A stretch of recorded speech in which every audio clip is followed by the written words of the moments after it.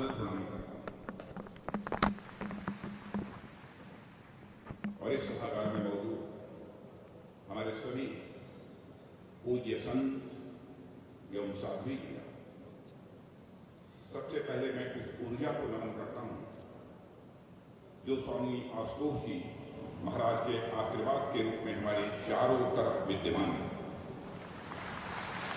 मैं आपके समक्ष उपस्थित आप सभी श्रद्धालुओं को भी नमन करता हूँ। मैं दिव्य ज्योति जागृत संस्थान के प्रति अपना आभार प्रकट करना चाहता हूँ। इस संस्थान में मुझे आमंत्रित कर उन्होंने मेरे ऊपर बहुत बड़ी कृपा की है। गुरु पूर्णिमा सनातन संस्कृत का एक बहुत ही महत्वपूर्ण अंग है। हम लोग बचपन से ही गुरु पूर्णिमा को एक महोत्सव के रूप में देखते आ रहे हैं, लेकिन जो मनोरम दृश्य आज प्रत्यक्ष मैं अपनी आंखों से यहाँ देख रहा हूँ, जो आंखों को सुकून दे रहा है और साथ ही साथ मेरे हृदय को यह शांति भी दे रहा है। और मैं कह सकता हूँ यह दृश्य अपने में अद्भुत है। साथियों, आज मैं आपके समक्ष भारत के रक्षा मंत्री के रूप में नहीं आया हूँ, बल्कि मैं देश के एक नागरिक के रूप में आप सबके समक्ष में उपस्थित हूँ। परम पूज्य आशुतोष जी महाराज के प्रति हृदय में एक श्रद्धा लेकर और उनको नमन करने के लिए मैं यहाँ पर आया हूँ। इसलिए परम पूज्य गुरु जी को जिस हद तक मैं समझ पाया हूँ, उस पर कुछ बातें आपके सामने मैं यहाँ रखना चाहूँगा। साथियों, श्री आशुतोष जी महाराज ने सर्वोच्च परमार्थ को लक्ष्य बनाते हुए लोगों को आपस में जोड़ा है। परमार्थ मतलब बिना किसी लाभ की अपेक्षा करते हुए दूसरों की सेवा करने का काम जो कोई महान व्यक्ति ही कर सकता है, छोटा व्यक्ति इस काम को नहीं कर सकता। स्वामी जी ने अपने कार्यों से समाज के लोगों को एक प्रेरणा दी है। इसलिए मुझे ऐसा लगता है कि स्वामी जी ने अपने कार्यों से समाज में सद्गुण लाने का जो कार्य किया है वह तो सराहनीय है ही, लेकिन इसके साथ ही साथ स्वामी जी ने लाखों लोगों के अंदर यह विश्वास भी जगाया है कि सर्वोच्च परमार्थ अर्थात दूसरों की भलाई करके ही इस मानव जीवन को सफल बनाया जा सकता है। मुझे यह देखकर अत्यंत प्रसन्नता हो रही है कि दिव्य ज्योति जागृत संस्थान स्वामी जी के जीवन मूल्यों और उन उद्देश्यों को लगातार जन जन तक पहुंचाने का काम कर रहा है। और स्वामी जी ने जिस तरीके से निस्वार्थ भाव से इस राष्ट्र और समाज के कल्याण के लिए उन्होंने कार्य किया है, वह एक विशाल जन समूह के लिए ही नहीं बल्कि समस्त देशवासियों के लिए बहुत ही प्रेरणादायी है। स्वामी जी द्वारा शुरू किए गए कार्य आज भी सुचारू रूप से चल रहे हैं और यह दर्शाता है कि स्वामी आशुतोष जी महाराज अपने कार्यों के माध्यम से आज भी हमारे बीच उपस्थित हैं। देवियों व सज्जनों, स्वामी जी ने एक गुरु की भूमिका में रहकर इस अंधकारमयी दुनिया में एक प्रकाश स्तंभ के रूप में काम किया है। उन्होंने समाज को एक राह दिखाई है कि कैसे सेवा के माध्यम से हम परमात्मा तक पहुंच सकते हैं अथवा परमात्मा की अनुभूति कर सकते हैं और अपना जीवन हम कैसे सफल बना सकते हैं। आज गुरु पूर्णिमा का दिन हमें यह भी आभास दिलाने वाला दिन है कि वाकई इस संसार में गुरु का क्या महत्व होता है। साथियों, जहाँ तक मैं समझता हूँ, गुरु इस संसार में हमारे लिए एक पथ प्रदर्शक का कार्य करता है, एक मार्गदर्शक का वह कार्य करता है। आप सबके मोबाइल में एक एप्लीकेशन होगी गूगल मैप। आपको जहाँ भी जाना होता है आप उसमें अपना डेस्टिनेशन यानी गंतव्य डाल देते हैं और आपको अपने डेस्टिनेशन यानी गंतव्य तक पहुंचने का एक उपयुक्त रास्ता दिख जाता है। जाहिर सी बात है, यदि आपको रास्ते की जानकारी नहीं है तो भी आप अपने डेस्टिनेशन पर बिना गूगल मैप्स के यूज के भी पहुंच सकते हैं, लेकिन हो सकता है आपको अधिक समय लग जाए, रास्ता आपके लिए और भी मुश्किल हो जाए। इसलिए इन तमाम मुश्किलों को दूर करने के लिए व्यक्ति गूगल मैप्स का सहारा लेता है ताकि उसे अपने डेस्टिनेशन तक पहुंचने के लिए सही रास्ता दिख जाए। देवियों व सज्जनों, गुरु की भूमिका भी इसी प्रकार सदैव सही राह दिखाने वाली होती है और इस पथरीले संसार में, इस अनित्य संसार में वे हमें रास्ता बताते हैं ताकि हम परमात्मा तक हम पहुंच सकें। सही मायने में गुरु इस आत्मा को उस परमात्मा से जोड़ने के लिए एक ब्रिज के रूप में काम करते हैं। गुरु हमें संसार के इस भाव सागर से निकालकर उस परम सत्ता तक पहुंचाने का काम करते हैं और सबसे महत्वपूर्ण, गुरु हमें हमारे धर्म का ज्ञान कराते हैं। गुरु हमें अपने धर्म का पालन करना भी सिखाते हैं। जब मैं यहाँ धर्म कह रहा हूँ तो उससे मेरा आशय किसी पंथ से नहीं है, किसी मजहब से नहीं है, बल्कि धर्म से मेरा आशय हमारे कर्तव्य से। और धर्म हमारे जीवन के सभी पड़ावों और सभी भूमिकाओं में यह आवश्यक होता है। हमें अपने व्यक्तिगत और सार्वजनिक दोनों ही प्रकार के जीवन में धर्म का पालन करना होता है। यदि मैं व्यक्तिगत जीवन पर बात करूं तो हमारे माता पिता, संतान, मित्र आदि सबका एक निश्चित धर्म है। एक माता पिता का यह धर्म होता है वे अपनी संतान का उचित तरीके से पालन पोषण करें, उसे अच्छी शिक्षा उपलब्ध कराएं और उसके अंदर अच्छे मूल्यों का समावेश करें। अपने बच्चे के अंदर ऐसा संस्कार डालें जिससे सिर्फ वे ही नहीं बल्कि पूरा समाज उस बच्चे पर गर्व करे। देवियों और सज्जनों, माता पिता की ही भांति संतान का भी धर्म होता है कि वह अपने माता पिता की आज्ञा का पालन करें, माता पिता को इस धरती पर ईश्वर का रूप मानकर उनकी सेवा करें। हमारे समाज में भी श्रवण कुमार को सिर्फ इसलिए याद किया जाता है क्योंकि उन्होंने स्वयं से ऊपर अपने माता पिता को रखा था।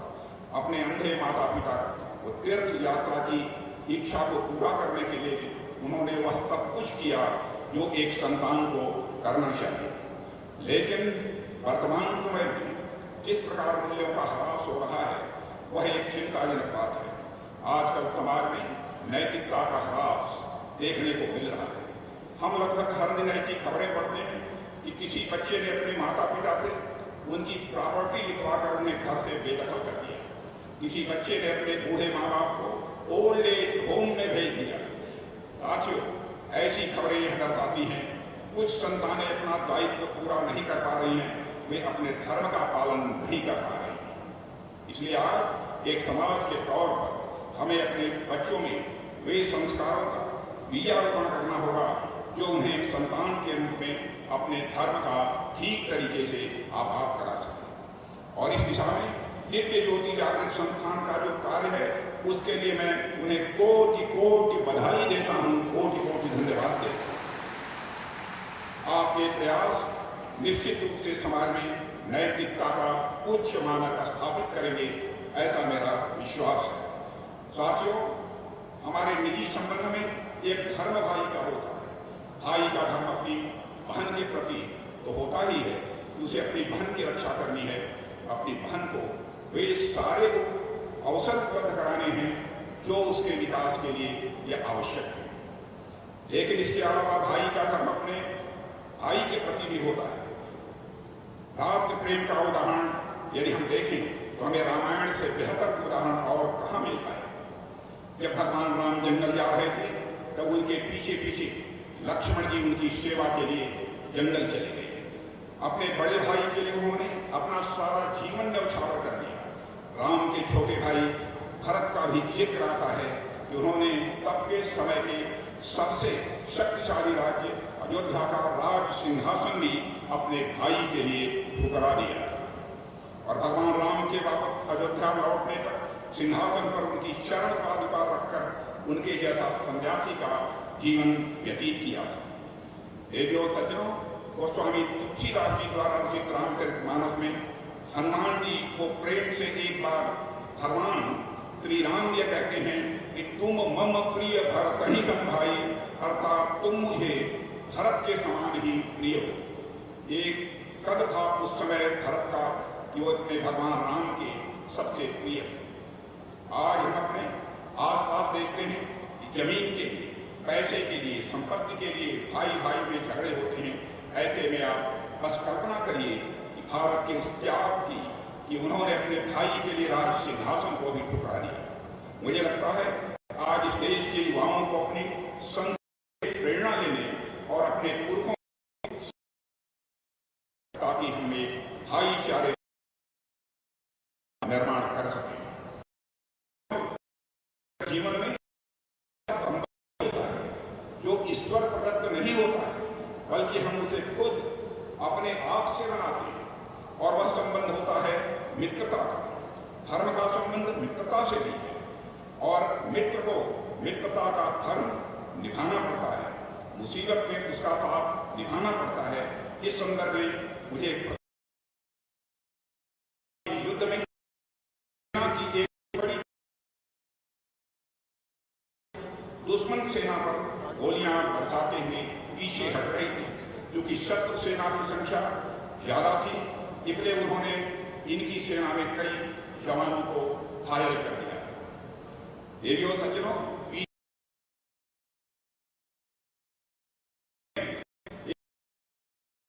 और वह बाकी पीछे छूट गया।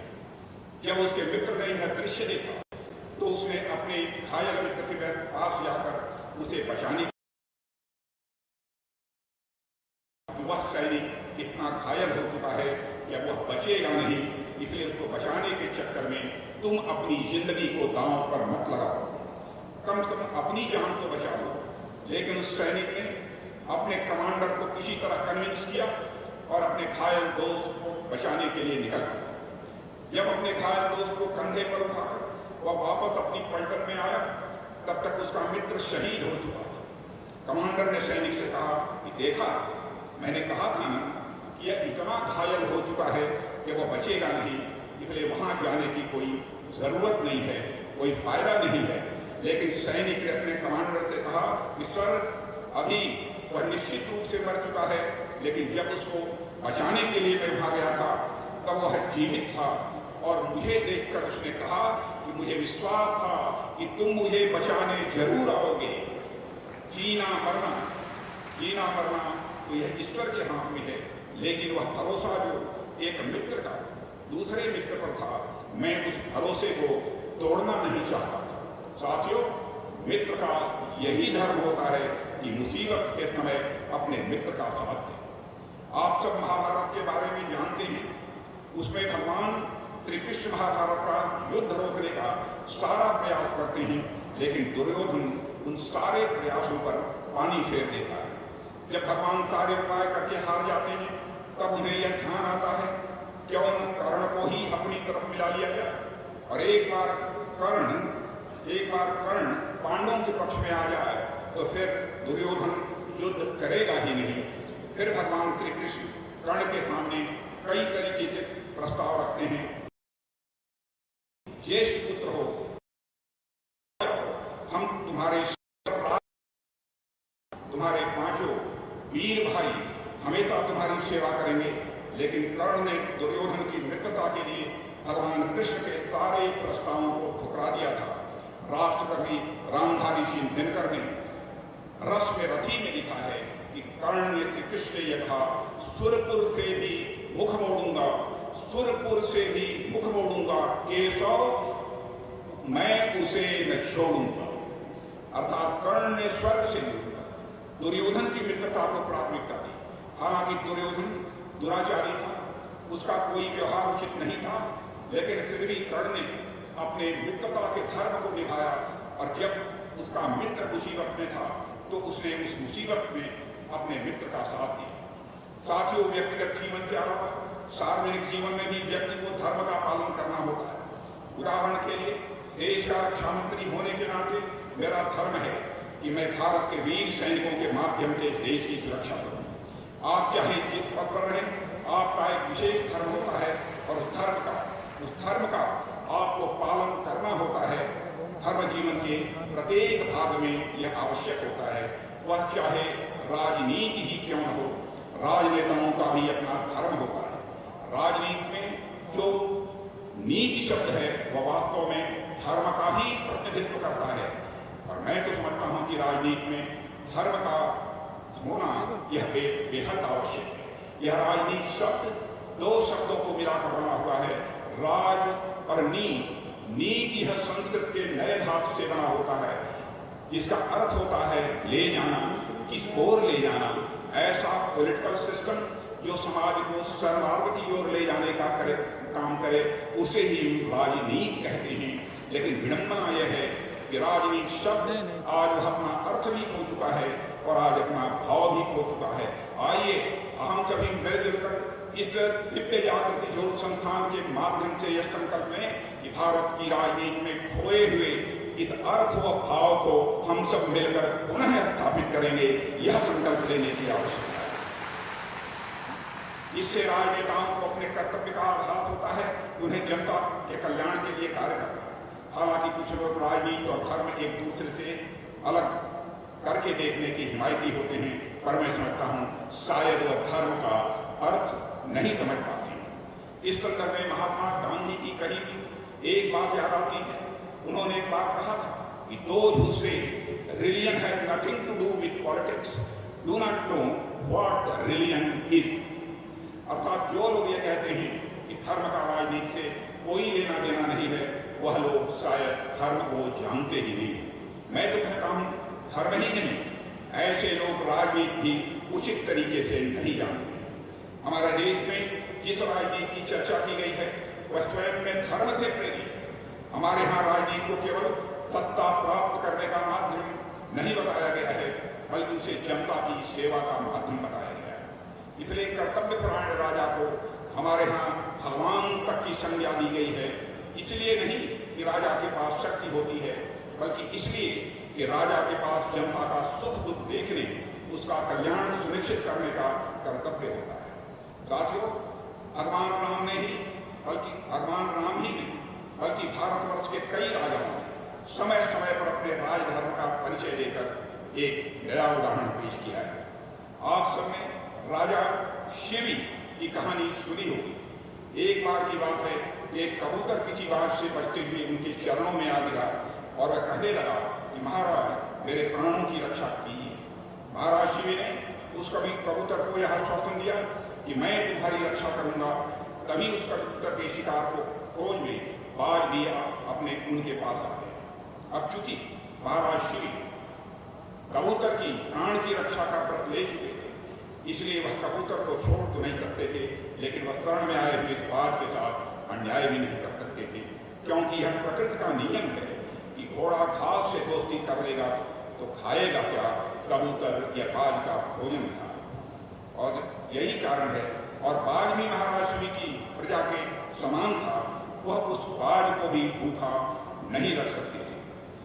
और इसीलिए अपने शरीर से महाराजा शिवी ने कबूतर के वजन के बराबर मांस का टुकड़ा निकालकर उस बाज को दे दिया था। देवी और सज्जनों, जैसा कि मैंने अभी जिक्र किया, एक राजा का सबसे बड़ा धर्म होता है अपने प्रजा के हितों की रक्षा करना। एक राजा का यह भी कर्तव्य होता है कि वह समाज के आखिरी छोर पर खड़े व्यक्ति के उद्धार के लिए वह काम करे। और साथियों, मुझे यह कहते हुए बेहद संतोष है कि हम सभी उसी दिशा में अपने कर्म आगे बढ़ाने का प्रयत्न कर रहे हैं और स्वामी श्री आशुतोष जी महाराज के आशीर्वाद से हम निरंतर अपने उद्देश्य की प्राप्ति में कामयाब भी हो रहे हैं। साथियों, एक और धर्म होता है जिसकी चर्चा के बिना मैं समझता हूं ये सारी बातें अधूरी रहेंगी, और वह धर्म है मानवता का। हमारे जो निजी संबंध है वह सीमित होते हैं, मतलब हमारे माता पिता होते हैं, हमारे कुछ मित्र होते हैं, हमारे भाई बहन होते हैं, हमारे निजी जीवन में सिर्फ कुछ ही लोग आते हैं। इसके अलावा यदि मैं सार्वजनिक संबंधों की बात करूं तो कई बार आपका सार्वजनिक जीवन भी केवल कुछ ही लोगों तक सीमित रह जाता है। इसलिए मैं आपसे इस पर विशेष बात करना चाहूंगा कि निजी और सार्वजनिक जीवन में धर्म के पालन के अलावा हम मानव के रूप में भी अपने धर्म पर ध्यान केंद्रित करें। एक मानव के रूप में हमारा धर्म असीमित हो जाता है। हम स्वयं को इस धरती पर उपस्थित हर मानव से जोड़ कर देख पाते हैं। भारत की संस्कृति तो हमेशा से ही मानवता की यह ध्वजवाहक रही है। हम आज भी जब पूजा करते हैं तो पूजा में हम विश्व का कल्याण मांगते हैं, सिर्फ अपना कल्याण नहीं मांगते। यह जो विश्व के कल्याण की भावना हमारी संस्कृति के अंदर है, हमें उसे ही दिखाने की और एक मानव के रूप में अपने धर्म को पहचानने की आवश्यकता है। और मुझे यह देखकर अत्यंत प्रसन्नता हो रही है कि दिव्य ज्योति जागृत संस्थान समाज के हर क्षेत्र में मानव की सेवा को सर्वोच्च परमार्थ मानते हुए काम कर रहा है। नेत्रहीन उत्थान कार्यक्रम, गौ संरक्षण, पर्यावरण संरक्षण व आपदा प्रबंधन जैसे अनेक मार्गी कार्य हैं जो संस्थान के द्वारा लगातार आयोजित किए जा रहे हैं। इन कार्यक्रमों के माध्यम से संस्थान समाज का कल्याण तो कर ही रहा है, साथ ही सामान्य मानव के लिए एक प्रेरणा स्रोत के रूप में भी काम कर रहा है कि मानवता की सेवा करना ही एक सच्चे मानव का यह धर्म है। देवियों और सज्जनों, देश अमृतकाल में प्रवेश कर चुका है। अमृतकाल की समाप्ति तक अर्थात 2047 तक हम भारत को एक विकसित राष्ट्र बनाने के संकल्प के तहत आगे बढ़ रहे हैं और हमें दिव्य ज्योति जागृत संस्थान जैसे संस्थानों के साथ ही मिलकर काम करना होगा। यह हमारी मान्यता है और मुझे पूरा विश्वास है कि दिव्य ज्योति जागृत संस्थान अब तक समाज के कल्याण के लिए जो कार्य करते आया है वह आगे भी इसी प्रकार से करता रहेगा, परम पूज्य आशुतोष जी महाराज की कृपा से। इस अवसर पर अधिक कुछ न कहते हुए एक बार फिर आप सभी के प्रति आभार व्यक्त करना चाहूंगा कि आपने